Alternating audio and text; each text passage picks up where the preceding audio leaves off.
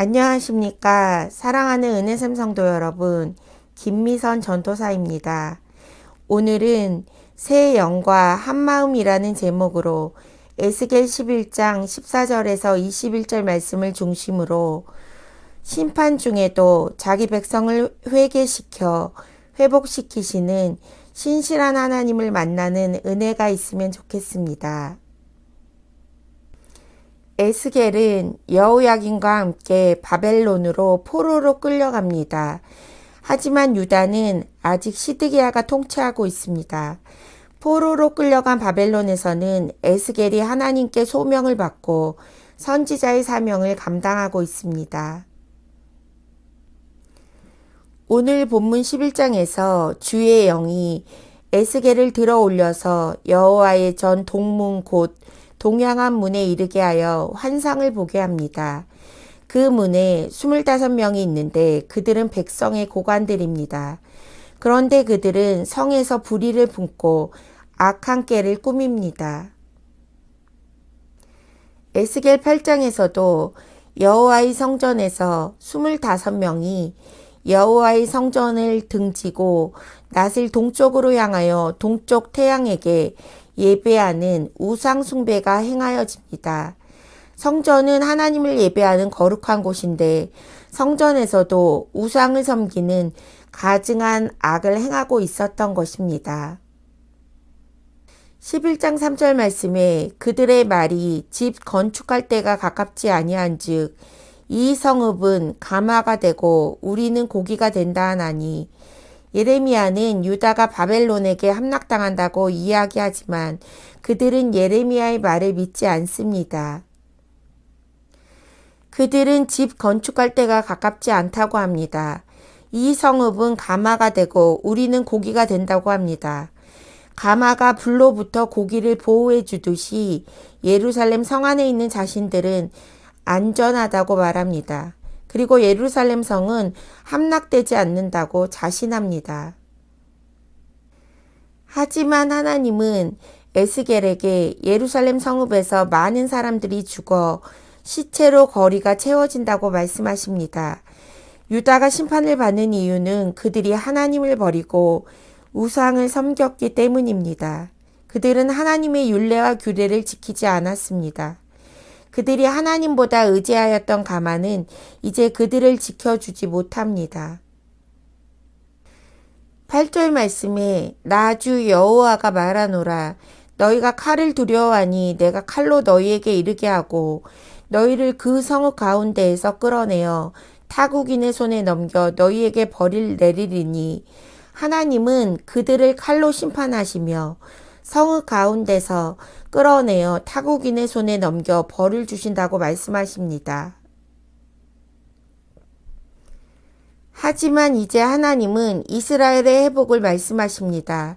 유다의 백성들은 바벨론으로 포로로 끌려가서 살면서 모든 미운 물건과 가증한 것을 제거하며 회개하는 시간을 견뎌야 합니다.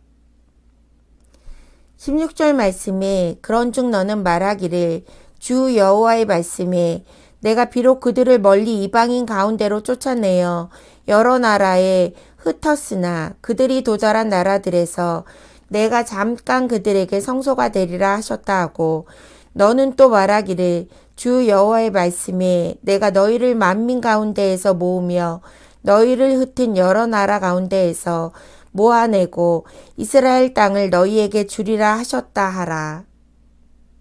19절 말씀에 내가 그들에게 한 마음을 주고 그 속에 새 영을 주며 그 몸에서 돌 같은 마음을 제거하고 살처럼 부드러운 마음을 주어 내 율례를 따르며 내 규례를 지켜 행하게 하리니 그들은 내 백성이 되고 나는 그들의 하나님이 되리라.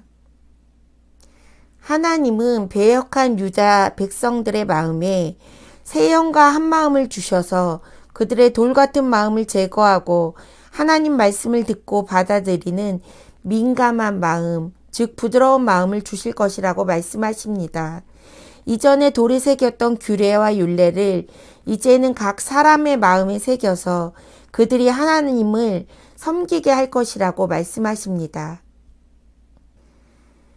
그런데 여호와의 영광이 성읍 가운데에서부터 올라가 성읍 동쪽 산에 머무릅니다. 그리고 주의 영이 에스겔을 들어 하나님의 영의 환상 중에 데리고 갈대아에 있는 사로잡힌 자 중에 있게 합니다.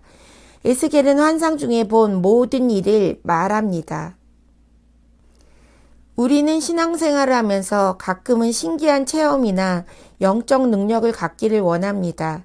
하지만 오늘 24절 말씀처럼 에스겔을 다시 사로잡힌 자 중에 오게 하신다는 것입니다. 믿음은 바라는 것의 실상이지만 믿음은 여전히 현실 또는 지금이라는 것입니다. 에스겔이 환상을 보았지만 하나님은 현실, 즉 바벨론의 포로의 신분으로 다시 에스겔을 있게 하신다는 것입니다. 믿음은 지금 현실에서 오늘을 살아가는 것입니다. 어제의 믿음이 아니라 다가올 내일의 믿음도 아닌 오늘 약속의 말씀을 붙잡고 믿음으로 살아내는 것입니다.